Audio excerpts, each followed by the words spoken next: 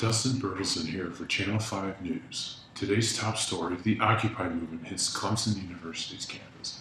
For those of you who do not know what the Occupy movement is, I'm going to read an excerpt from the official website to help enlighten you. Occupy Wall Street is a people-powered movement that began on September 17, 2011 in Liberty Square, Manhattan's financial district, and has spread to over 100 cities in the United States and actions in over 1,500 cities globally.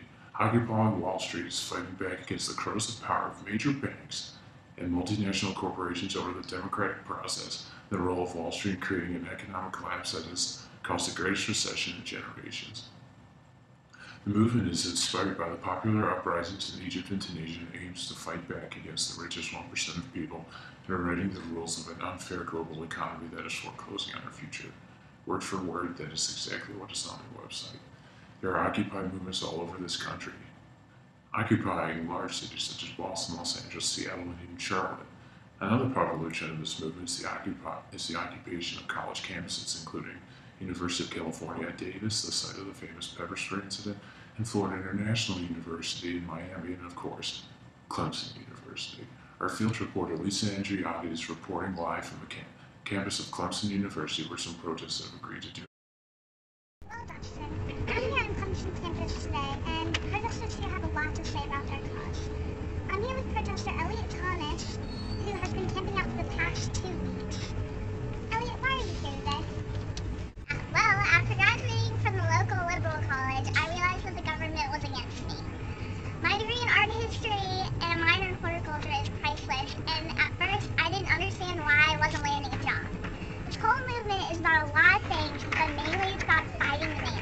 It's about how evil corporations are evil, and how they give themselves huge bonuses, so lay off thousands of workers and refuse to hire new graduates like me.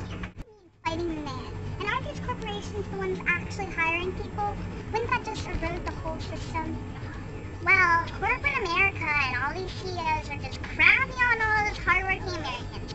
They're keeping all the money for themselves. I work just as hard as any other American. We deserve that money more than those corporate scumbags. They just sit around on their high horses and look down on us hardworking Americans. Now I'm here with protester Maya McCrae with a bunch of ticket signs. Ms. McCrae, what are you trying to say with these signs that you and your fellow protesters are waving around? Well, this sign says we are the 99%. Let me explain what this means. In this country, 1% of the population controls 40% of this country's vote. Tell me why that this is the case. We of the 99% no longer want to see these corporate, other major conglomerates giving themselves multi-million-dollar bonuses, when the same corporations are laying off thousands of hard-working decent Americans. That is definitely a problem. Well, don't you think you could be doing something productive to help the problem? I am doing something productive. I'm sitting out here letting people know that I'm angry and I want to make more money. That's the problem, and I'm making it now. Thank you, Maya. Well, you heard it from the protesters themselves. Back to you, Dustin. Lisa, some tips to actually effectively bring about change via the Occupy movement. Pull out all of your funds from major banks, including Bank of America, JP Morgan Chase, Wachovia, Wells Fargo, BB&T, and others. Instead, use a credit union. This will bring about a major statement to the corporations that you are supposedly opposing.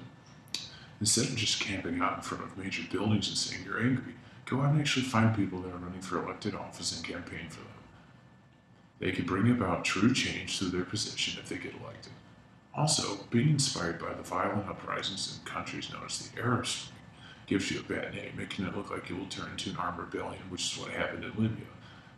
The situations are completely different between here and the Arab countries, so to demand change in the same fashion is foolish.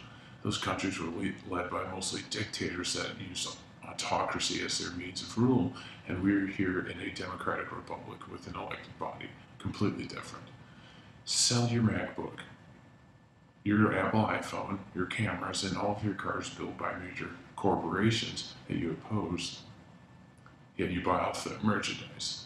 On that, most of these corporations have heads that have brought about true change in this world for the better. What's wrong with that? These corporations are headed by men such as Bill Gates and Steve Jobs, both of who have changed the world for the better and who have made your life easier through their inventions and through the innovations they have created of their corporations. So your point is valid. but you have many ways with which you can improve your protest and bring about true change. That's all for you tonight. You stay classy.